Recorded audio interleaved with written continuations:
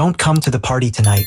He doesn't want to see you, my fiancé said casually, as if reminding me to pick up milk. When I asked who he was, she sighed and added that it was her boss, as though that explained everything.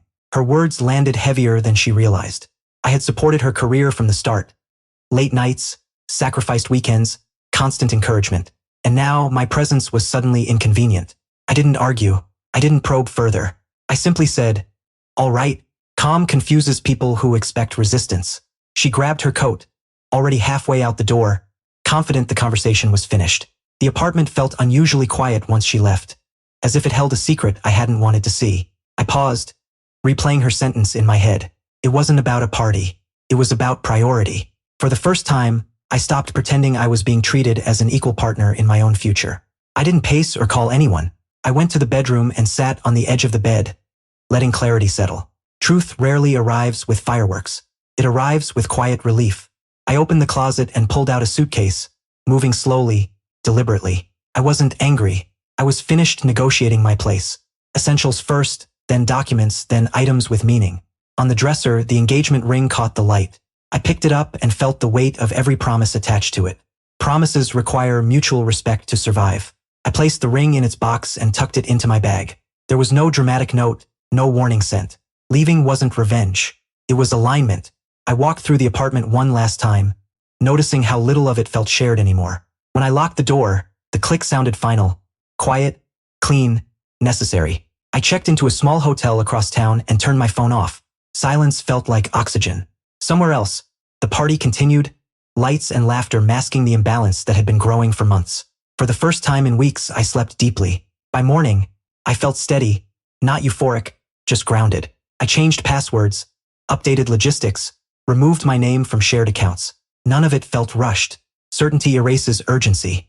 Around noon, I turned the phone back on. Notifications flooded in. Missed calls, texts stacking fast. Confusion first, then irritation, then fear. I didn't respond. People rarely notice your value until your participation ends.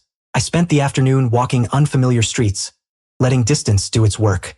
I wasn't hiding. I was choosing space from a future that had quietly deemed me optional.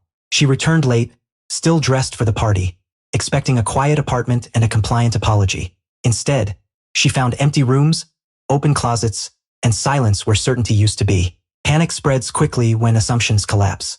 My phone lit up again. Dozens of calls, messages demanding to know where I was, what this meant, whether I was serious. I waited until the noise softened, then sent one message. I took the ring. We need to talk later. Nothing else. The realization hit her all at once. This wasn't a misunderstanding. It wasn't a mood. It was a decision. The apartment didn't feel empty because I was gone. It felt empty because the future she counted on had stepped away. Silence isn't punishment. It's clarity delivered without argument. Clarity reshapes everything around it.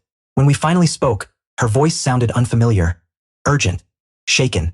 She asked why I had left without warning. I told her the warning had been in her words. Being told not to attend because someone else didn't want to see me wasn't a boundary. It was a demotion. She tried to minimize it, framing it as professionalism. I listened, then calmly said that partnerships don't sideline one person to protect another's comfort. The conversation stayed quiet. No shouting, no insults, just truth landing without cushion. She asked if this meant the engagement was over. I said yes, not because of a single party, but because respect cannot be postponed. We ended the call without resolution, and that was enough. Some endings don't need agreement, they need honesty. The following days were steadier than I expected. Friends checked in. I kept explanations brief. I focused on routine, work, exercise, sleep. The noise faded. Her messages shifted from anger to apology to bargaining. I held boundaries, directing logistics through email. Distance clarified what emotion blurred. I realized how often I had accepted being secondary to avoid conflict, how frequently I had called it support. Support doesn't erase you. Love doesn't demand invisibility. The ring stayed in my bag, a reminder that promises depend on respect. I didn't feel triumphant. I felt aligned. Alignment isn't flashy. It's clean, and clean lasts.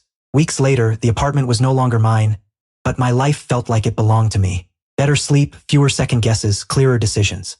I wasn't chasing validation or replacement. I was rebuilding stability. The memory of her sentence, "He doesn't want to see you," lost its sting. It became a signal I was grateful I didn't ignore. Walking away didn't erase the time we shared.